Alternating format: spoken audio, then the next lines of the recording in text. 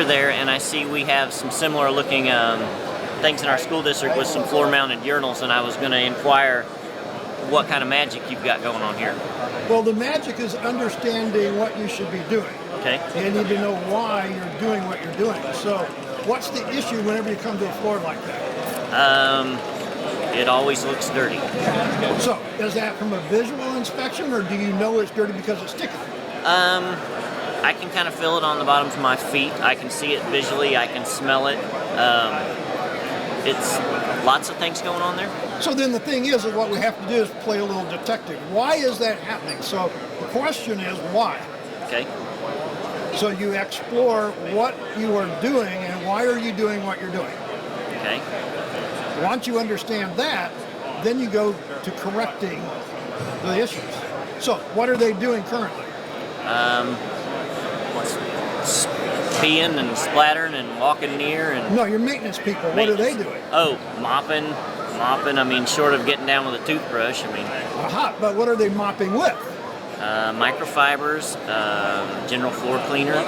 So do they put the general floor cleaner in the bucket or do they spray it on the floor?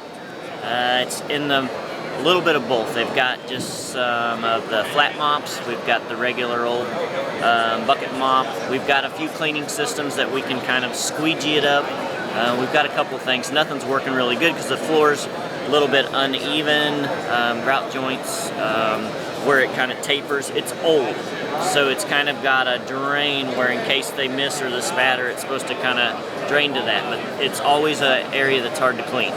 So these are the questions that I always ask. So whenever I'm talking with somebody, we have to explore what we're doing and then why are we doing it and is that working? And if it's not working, then what is the solution for that? So a mop isn't doing it. You've got all kinds of different, and you have microfiber. Mm-hmm. I'm not saying any of those are bad, but they're not working. Sure. So then the question comes in, why are we using them if they're not working? Well, we're limited to those resources, so we're looking for better resources, so always. The thing is, I teach in my classes at the academy is, if that's not working, then why am I working with it? Now what should I work with? Okay. Cylindrical brush is always going to be better to get in the pits and valleys and the grooves. Gotcha. Okay. That's how I did that right there. Nice. Oh, by the way, folks, what he's looking at, let me show you. He's looking at that right there. So, Kyle, the thing is this is what this place was doing. Okay. Same thing you're talking about.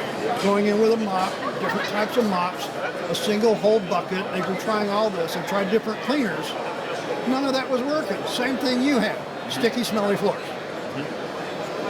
So, and cylindrical brush was an answer to this. So what you do here, in this case, you ask, what did I do to get this? Mm-hmm. Okay. I had to use my knowledge first. Okay. Cleaners need time to dwell and work. Okay. If we put them in a mop bucket, how long do they get on the floor to work? Not much. So why are we using a cleaner if we're not going to give it a chance to do its job? Gotcha. Makes sense. Right. And so that's what we teach. Why are we doing? So if it doesn't make sense, we need to look at that. I'm not saying it's good or bad. Yeah. You'll make up that decision. Okay. Sure. So in this case here, we sprayed it on. Then what we did is we used a cylindrical brush, mm-hmm. and we agitated it. And you said you had a unit that vacuumed, right? Sure, yeah. Question is, do you have the cylindrical brush in between? No. That's your key. I got you. Awesome. No, I love it. No, that's good.